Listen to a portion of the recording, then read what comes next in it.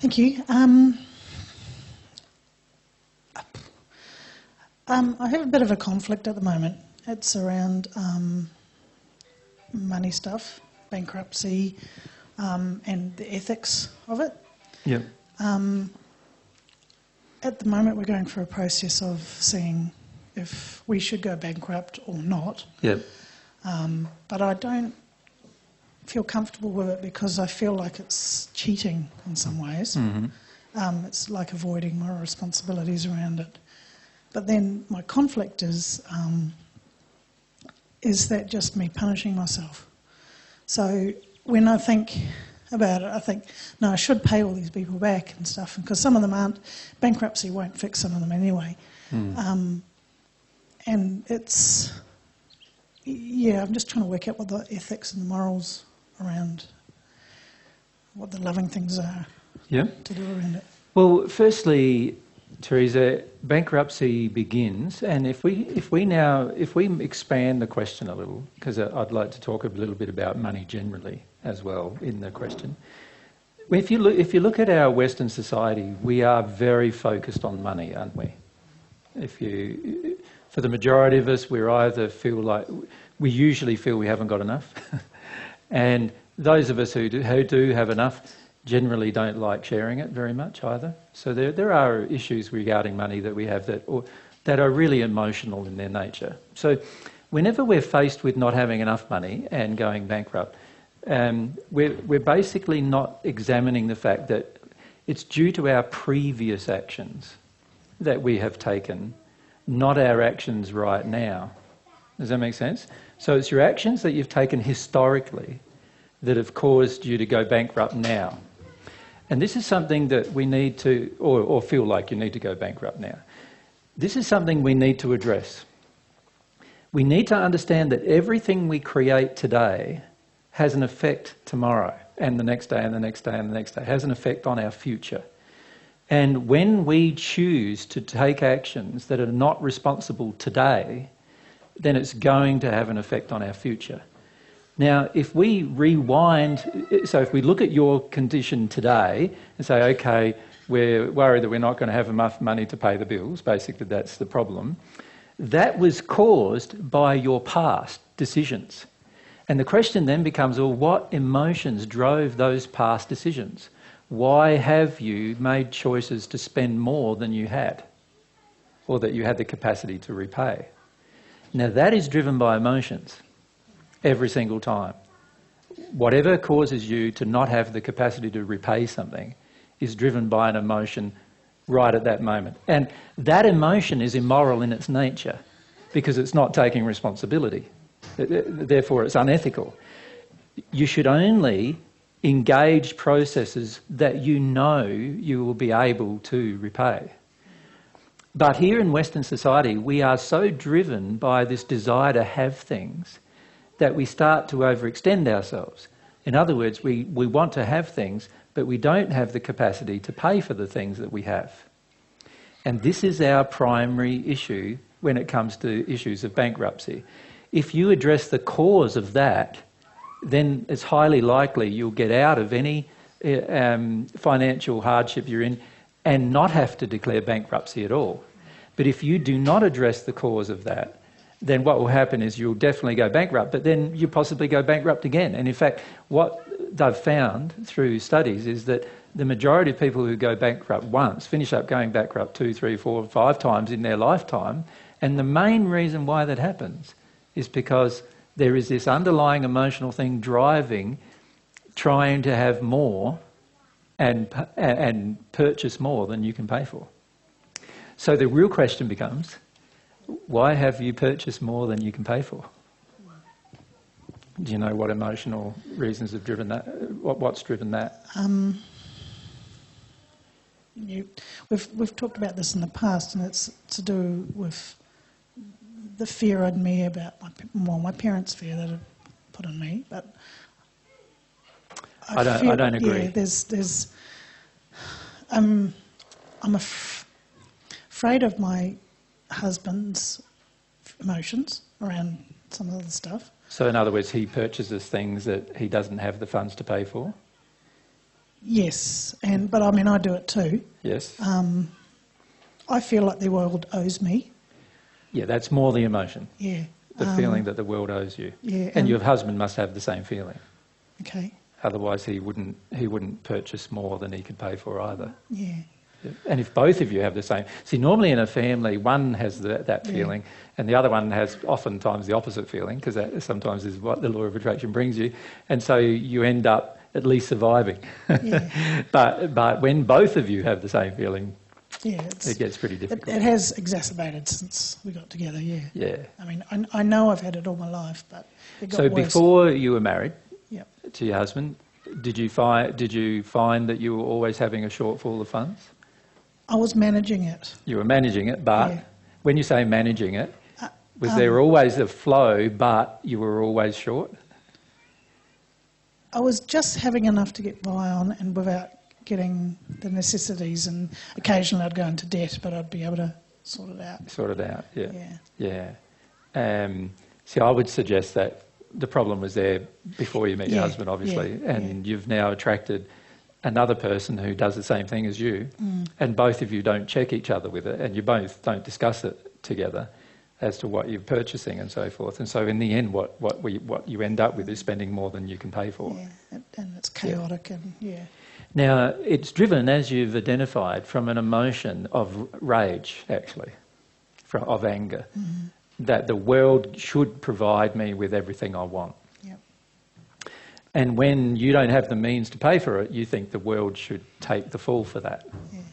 And that emotion is the emotion that's where I'd begin, with that emotion. And I would work through that emotion into the fear that's underneath that emotion. So it starts with that anger.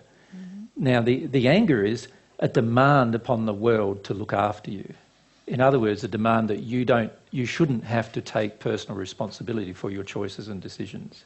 Okay. And in a way, bankruptcy is a way to not take personal responsibility for your choices and decisions. Yeah. Now, it is a big problem in the planet. If you look at very, very large companies, most very, very large companies do this eventually, where they get so large and very poorly managed sometimes, and you see them go broke and they've got 30, 40, 100,000 employees and they've all lost a job, and oftentimes it was due to the same feeling. And then they expect the government to bail them out. Most governments run like this. If you look at the US government at the moment, I think it's in something like $16 or $17 trillion worth of debt.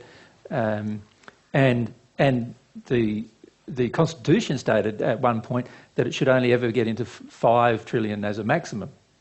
And it's already 3 times that amount of debt. Yeah. And so the Australian government, of course, is running in debt rather than in surplus with their funds. And so basically it's a problem worldwide, isn't it? In terms of all of the Western world seems to want to do it. And we all have... So there's an indication of how much anger there is in most people that other people should take responsibility for the decisions you make. Even things like public social programs, like unemployment, living on unemployment and things like that. Often that is also a demand upon the environment to give you what you want. And so all of these are very angry emotions. Now, there's only 2 ways that these emotions got created. One way is that when you were young, you never got anything, and then you feel like you should get anything. You should get things when you grow up as an adult. And the other way is that when you were young, you were given everything you wanted without any responsibility. And then when you grow up, you start demanding that everybody else around you gives you everything you want without you taking any personal responsibility. And they're the 2 primary emotions that drive a lack of responsibility with finances. Now, they're not the emotions that create a lack of finances, right? Because there are other emotions again. So there are emotions associated with worth, in other words, whether you feel you're worthy and things like that. But the feeling that you have inside of you is that you should be able to go and get anything you want at any time you want, and you'll worry about paying for it later, right?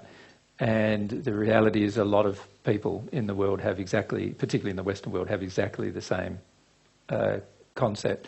It's not a loving concept, it's not a moral concept, it's not ethical, but once we engage it for over long periods of time, we eventually end up in so severe a debt that then we're thinking about bankruptcy. So what I would be doing is not focusing on the bankruptcy issue. I'd be focusing on what created the circumstances to get you into this place. Does that make sense? And if you're sincere about addressing the causes, then you'll want to address the emotions that caused you to make these decisions. Does that make sense? Yeah. Yeah. And if you don't address those causal emotions, then you'll possibly go bankrupt. But at some point in the future, it'll probably happen again, or you'll be in the same cycle unless you address this emotionally at some point. And that's the same with any emotion that you have that's out of harmony with love. Sooner or later, if you don't address it, it's going to come and rear its head again and again and again and again and again throughout your life. There's not much you're going to be able to do about that unless you choose to actually address the emotion that's created it. So I would start with the anger you feel, the expectation that other people look after you, that they give you what you want, and that you shouldn't have to take personal responsibility, and then ask yourself where those emotions came from. Did it come from a feeling of lack in your childhood, or did it come from being given everything you wanted and without any responsibility for those things? In other words, without any responsibility that you had to create such things for yourself. So which one did it come from for you? It was from the lack. From the lack? Yeah, I think so. You have to be very careful, Teresa, in the way that you analyse this. Because if you look at the rest of your family, your extended family, they don't seem to have as much lack as you do. So now, but in our childhood,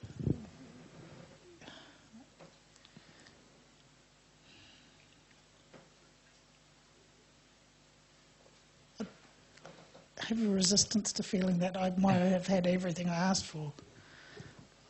I'm not saying you had everything you asked for in your childhood, but what I'm saying is you've got to be very careful in your analysis of this problem because you are projecting at the world so much rage about the world having to pay your way that you're not in a state where you can clearly think about your childhood issues at this point in time. This is where what I'm saying is you need to start with the rage, see that the rage is actually unloving, unethical and immoral, and then work your way back from there, rather than trying to guess what your childhood was like. Because at the moment, I feel you're not accurately assessing your childhood and what it was like with regard to money.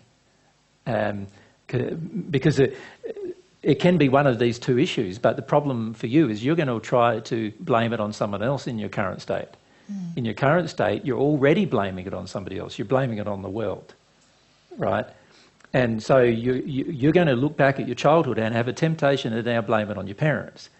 And that isn't going to be conducive to you healing the emotional problem of taking self-responsibility for your actions.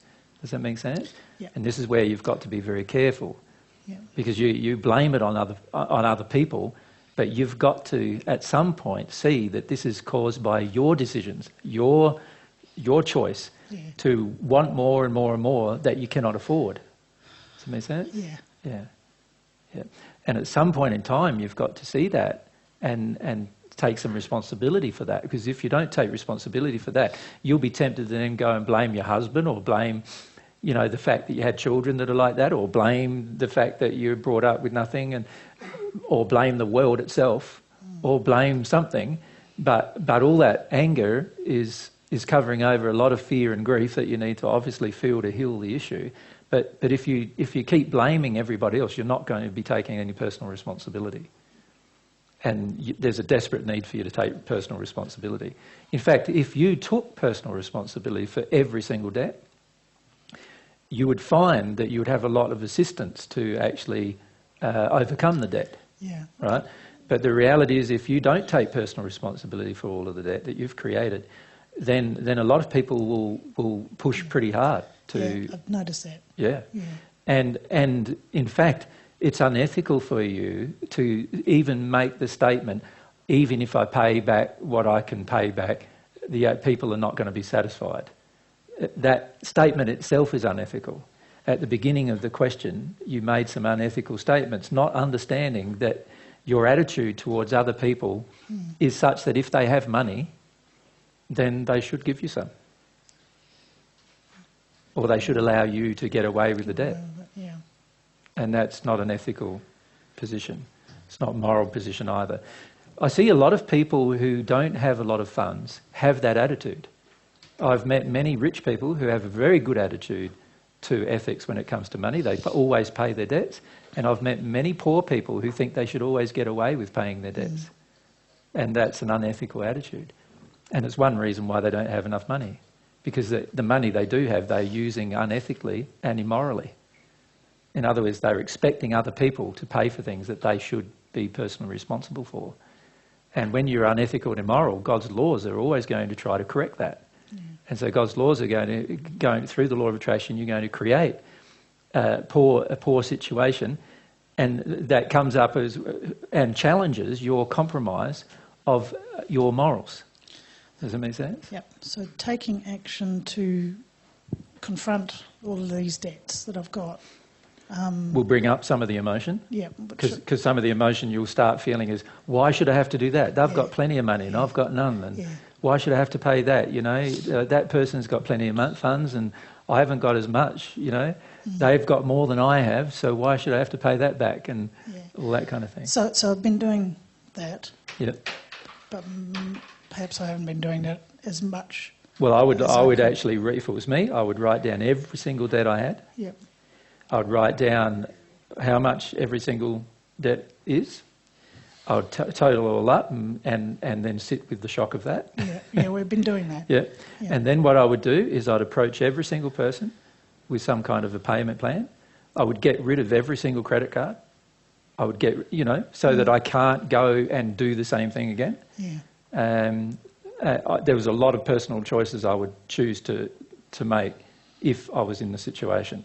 You're not choosing those things because there is a feeling in you emotionally and a feeling in your husband emotionally that you should be able to get away with some of it. And while you have that feeling, God's laws are going to be trying to correct that feeling because it's not ethical. Yeah.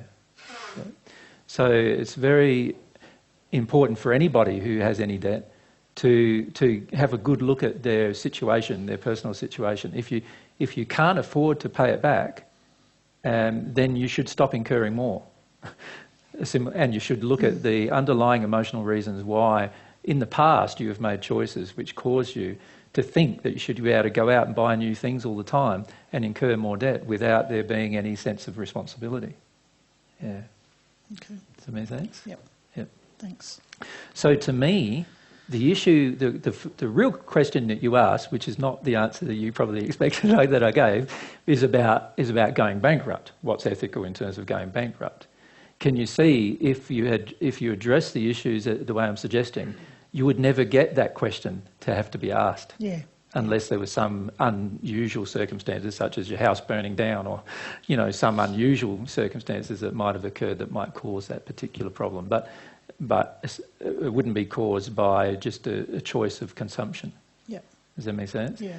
And I'm suggesting to you that if you're getting to the place where this is a question, then it means that there's a lot of unethical and immoral behaviour that it has been taken before this point that has not been corrected, and there is a resistance to correcting it inside of you, and that's why this point eventually becomes so severe that you're considering bankruptcy. Yeah?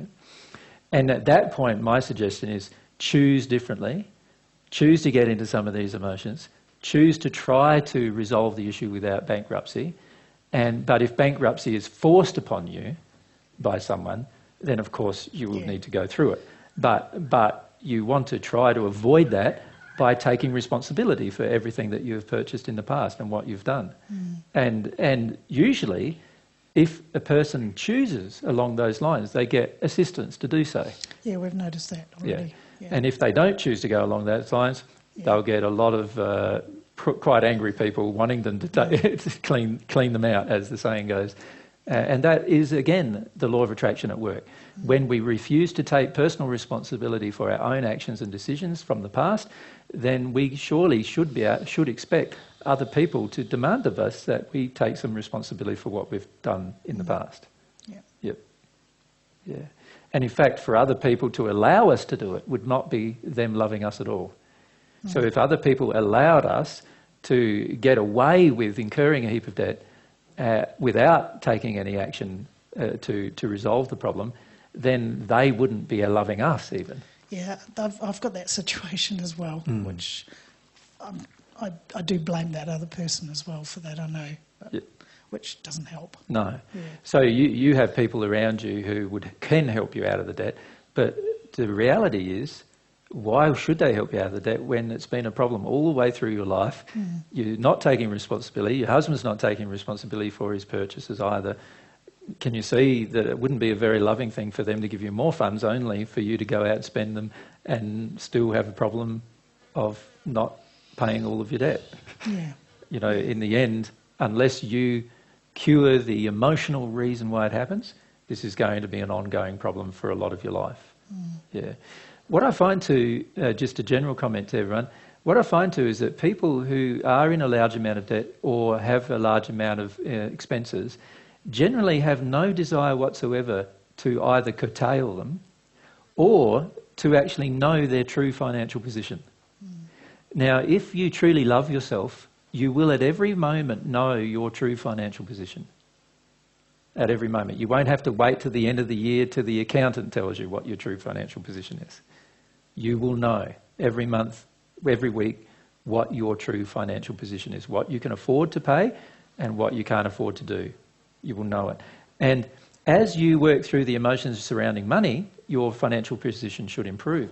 But part of working through these emotions about money are all going to be associated with taking personal responsibility for your life. And that's where a lot of people fall short. Yeah. Does that make sense? Yep. Thank you. Is there any more questions about that issue? Or no? Okay, let's go on.